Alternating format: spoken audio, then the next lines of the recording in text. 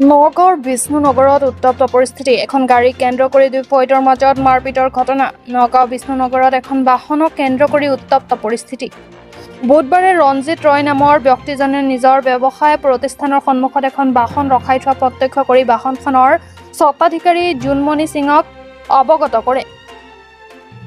কিন্তু জোনমণিৰ পৰিয়ালে তেওঁক দুৰ্ব্যৱহাৰ কৰে বুলি অভিযোগ প্ৰদান কৰে। ঘটনাটো মাৰ নাযাওঁতে বৃহস্পতিবাৰে পুৱা ৰঞ্জিত ৰায় ব্যৱসায় প্ৰতিষ্ঠানৰ পৰা জোনমণি সিঙৰ পৰিয়ালে ৰঞ্জিতক টানি আজৰি মাৰধৰ কৰাৰ লগতে চোকা অস্ত্ৰৰে প্ৰহাৰ কৰাৰ লগতে কেইবা হাজাৰ টকা লৈ যায় বুলি অভিযোগ উত্থাপন কৰিছে ৰঞ্জিতে।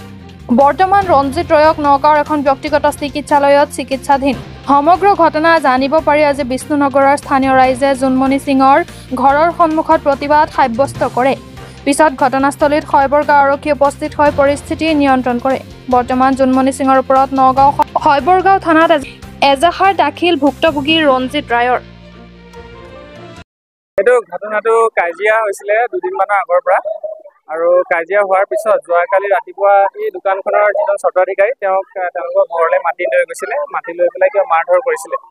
তেতিয়া মই তেওঁলোকৰ ঘৰলৈ গৈ হাতযোৰ কৰি পেলাই ল'ৰাটোক লৈ আহিছিলোঁ, আৰু মই দুয়োপক্ষকে কৈছিলোঁ আপোনালোকৰ কিবা যদি অসুবিধা আছে আপোনালোকে আৰক্ষী প্ৰশাসনৰ সহযোগ লওক বা আৰক্ষী প্ৰশাসনৰ পৰা আপোনালোকে যোগাযোগ কৰক।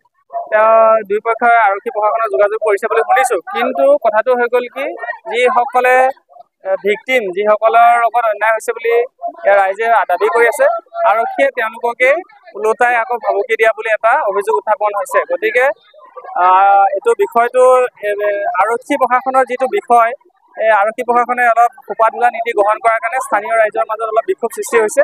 মই বিচাৰোঁ শৈবৰগাঁও আৰক্ষী চকীয়ে এই বিষয় কি হ'ল মানে ইয়াত মোৰ দোকানো ইয়াতে আছে। কি হ'ল মানে ল'ৰাটো ইয়াত আপোনাৰ ট্ৰেভেলাৰটো লগাই দিলে ডাঙৰ।